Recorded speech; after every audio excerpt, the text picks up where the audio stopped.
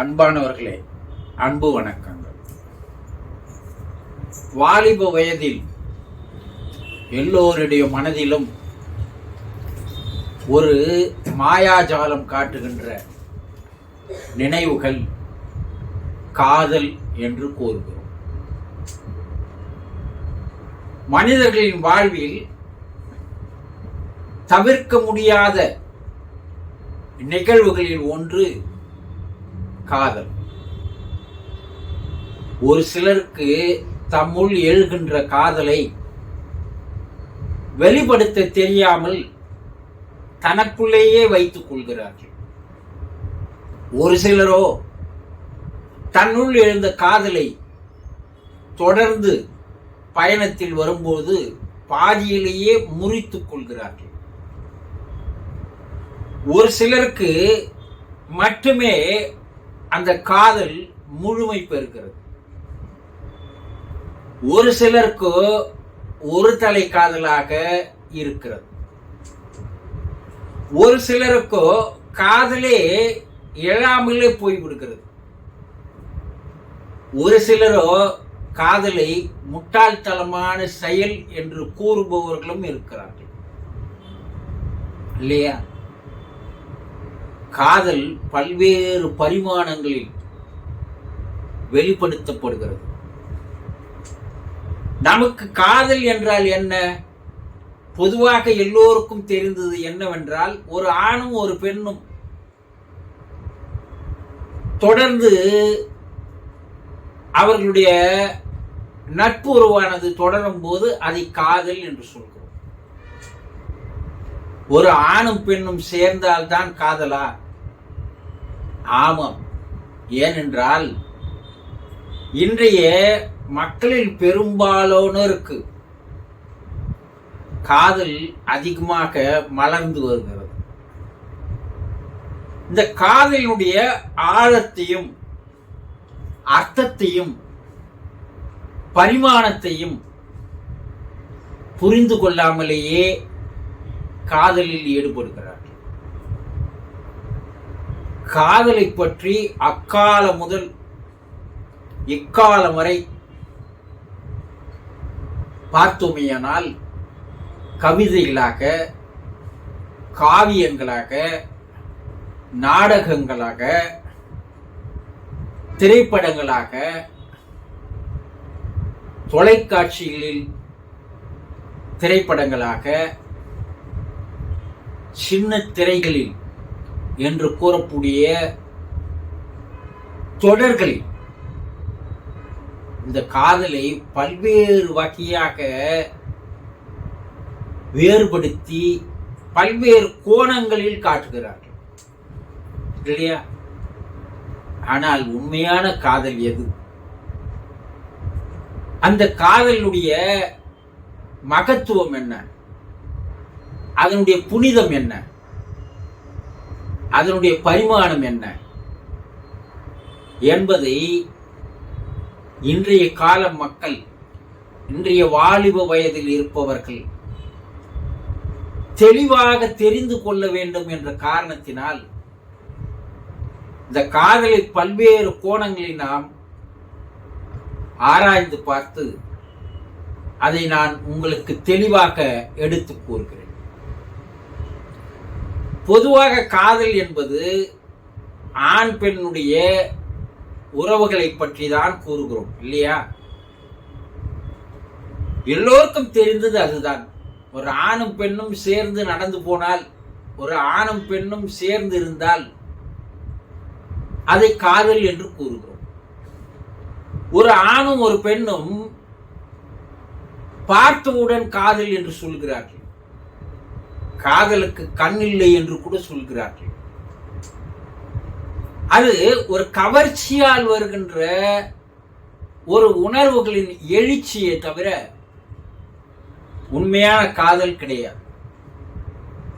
இந்த காதலில் பல்வேறு பரிமாணங்கள் இருக்கிறது. என்ன? கலைகளில், தொழில்களில், அழகில், இயற்கையில் என தன்னைத்தானே கூட ஒரு சிலர் காதலிப்பவர்கள் இருக்கிறார்கள். அதே நேரத்தில் தன்னை விரும்புவதை காதல் என்று வெளி உலகம் ஏற்றுக்கொள்வதில்லை. ஒரு மனிதன் மற்றொரு ஏதோ ஒரு உயிரினங்களோடோ ஜீவராசிகளோடோ இயற்கையோடு கலைகளோடு அவன் தொடர்பு கொள்ளும் பொழுது அதில் அவன் ரசிக்கத்தக்கவனாக, அதிலேயே அவன் மூழ்கி போனவனாக இருந்தால் அது கூட காதல் தான். நம்ம பலர் சொல்ல கேட்டு இருக்கிறோம் இல்லையா, என் கணவருக்கு தொழில்தான் முதல் காதல், அடுத்ததுதான் நான் என்று மனைவி சொல்கிறார். ஒரு இசைக்கலைஞனை எடுத்துக்கொள்ளுமையானால், இளையராஜாவை எடுத்துக்கொண்டால் அவருடைய முதல் காதலி இசைதான். எஸ்பி பாலசுப்ரமணியத்தை ஜேசுதாஸை எடுத்துக்கொண்டால் அவர்களுடைய முதல் காதலி அவர்களுடைய பாடல்கள் தான், பாடுவதுதான். ஒரு அழகான சிற்பியை எடுத்துக்கொண்டால் அந்த சிற்பக்கலை தான் அவனுடைய முதல் காதலி.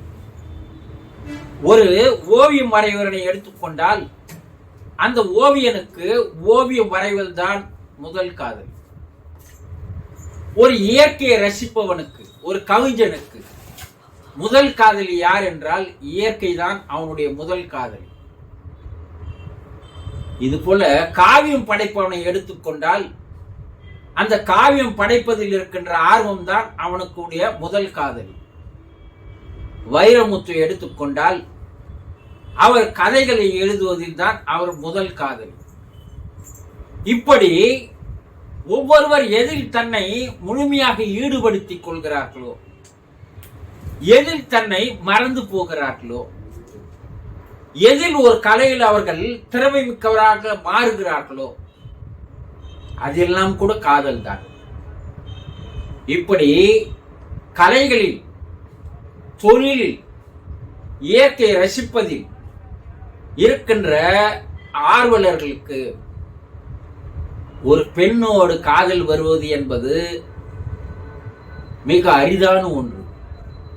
ஏனென்றால் அவர்களுடைய வாழ்க்கையே அதில் தான் இருக்கிறது.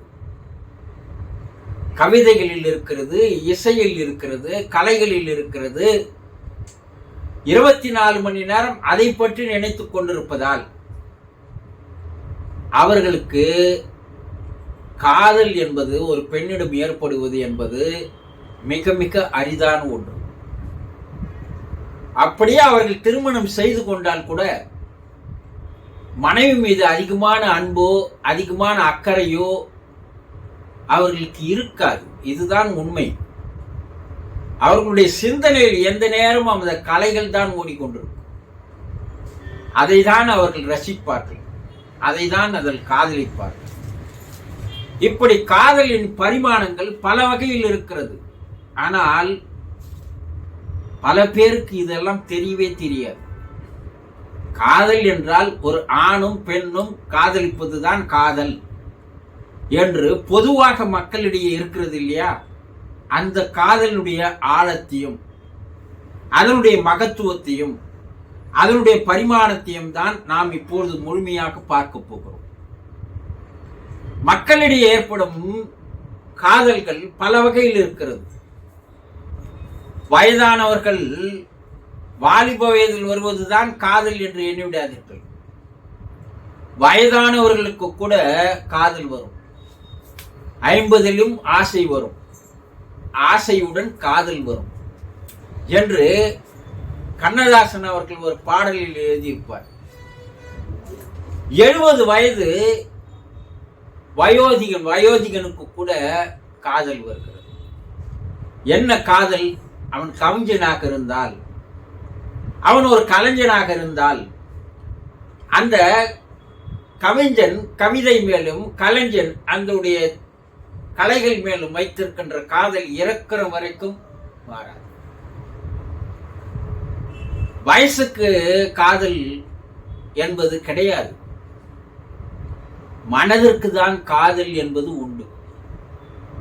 மனம் வயதான காலத்திலும் கூட எப்போது இளமையாகவே இருக்குமையானால் அந்த 70-80 வயதில் கூட அந்த காதல் அவர்களிடையே தினந்தோறும் பூத்து குலுங்கிய வண்ணம் இருக்கும். எப்போதோ பள்ளி பருவத்தில் படித்த, கல்லூரி பருவத்தில் படித்த முதல் காதல் என்பது அவர்கள் காலம் உள்ள வரைக்கும் அவர்களுடைய மனதை விட்டு அகலாது. எல்லோருக்கும் வாழ்க்கையில் முதல் காதல் என்று ஒன்று உண்டு. அந்த முதல் காதல் உண்மையான காதலாக இருக்கலாம், ஒரு தலைப்பட்சமான காதலாக இருக்கலாம், பாதியில் முறிந்து போன காதலாக இருக்கலாம், முழுமை பெறும் நிலையில் பிரிந்து போன காதலாக இருக்கலாம். இந்த காதல் என்பது கடைசி வரைக்கும் இருக்கும். அது மனதோடு சம்பந்தப்பட்டது. ஒரு உண்மையான காதல் என்ன என்பதை இக்கால வாலிபர்கள் தெரிந்து கொள்ள வேண்டும். அந்த காதல் முழுமையாக, பரிபூர்ணமாக, நிறைவாக இருந்தால் அதில் கிடைக்கின்ற ஆனந்தமும் சந்தோஷமும் மகிழ்ச்சியும் இன்பமும் ஈடு இணையே இல்லை. அப்போ உண்மையான காதல் என்பது என்ன என்றால் 3 அம்சங்கள் அவர்களுக்கு அந்த காதலில் இருக்க வேண்டும். ஒன்று அக்கறை. ஒரு ஆண் ஒரு பெண் மீது காதலி மீது அக்கறையோடு இருக்க வேண்டும். அந்த பெண் அந்த காதலன் மீது மிக மிக அக்கறையோடு இருக்க வேண்டும். இந்த அக்கறையில் தான் காதலே மலர ஆரம்பிக்கிறது. அன்பு எங்கு இருக்கிறதோ அங்கே அக்கறை வந்துவிடும். அன்பு இல்லாமல் செய்கின்ற காதல் அக்கறையை வெளிப்படுத்தாது. நான் உன்னை மனமாற நேசிக்கிறேன் என்று சொல்லுவான், ஆனால் அவளுக்கு இருக்கின்ற பிரச்சனைகள் என்ன என்று கேட்க மாட்டான். அக்கறை முதலில் தேவை. நெருக்கம் இரண்டாவது அம்சம். ஒருவர் மனதால் நெருங்கி இருக்க வேண்டும், உடலால் அல்ல, மனதால் நெருங்கி இருக்க வேண்டும். 3 சேர்ந்திருத்தல். அக்கறை, நெருக்கம், சேர்ந்திருத்தல். இந்த 3 அம்சங்கள் எந்த காதலன் காதலியிடம் இருக்கிறதோ அந்த காதல் தான் ஒரு புனிதமான காதல், முழுமையான காதல், பரிபூர்ணமான காதல். இவர்களுடைய காதலே காவியங்களாக மாறுகிறது. மும்தாஜ், ஷாஜகான் காதல், இந்த 3 இருந்ததனால்தான் காலம் உள்ள வரைக்கும் அந்த காதலை நாம் பேசுகிறோம். லைலா மஜ்னு காதல் இந்த 3 அம்சம் இருந்ததால் தான் இன்று காலம் மாறி கூட நாம் அதை பேசுகிறோம். இந்த 3 அம்சங்கள் இருந்தால் அந்த காதலுக்கு ஈடு இணை எதுவுமே இல்லை. இந்த 3 அம்சங்கள் எப்படியெல்லாம் இருக்க வேண்டும் என்பதை அடுத்த வீடியோவில் நான் உங்களுக்கு தெரியப்படுத்துகிறேன். உண்மையான காதலை புரிந்து கொள்ள வேண்டுமேயானால் இந்த வீடியோக்களை தொடர்ந்து பார்த்து வாருங்கள். இதுவரைக்கும் வெளிவராத பல ரகசியங்கள், சூட்சுமங்கள், அதில் இருக்கின்ற புரிதல்கள், பரிமாணங்கள் அனைத்தையும் உங்களிடம் எடுத்து கூறுகிறேன். காதலர்களாக இருந்தால் இந்த வீடியோவை கண்டிப்பாக பாருங்கள். உங்களுடைய காதல் மேலும் மேலும் மெருகேறும். கணவன் மனைவியாக இருந்தால் கண்டிப்பாக பாருங்கள். இருவரிடையே காதல் அதிகரிக்கும். உங்கள் இல்லறம் இனிமையான இல்லறமாக மாறும். ஒரு கணவன் மனைவிக்கு தேவை அன்பு, காதல். அது இல்லை என்றால் இல்லறம் நரகமாக மாறிவிடும். அடுத்த வீடியோவில் சந்திப்போமா? சந்தோஷம்.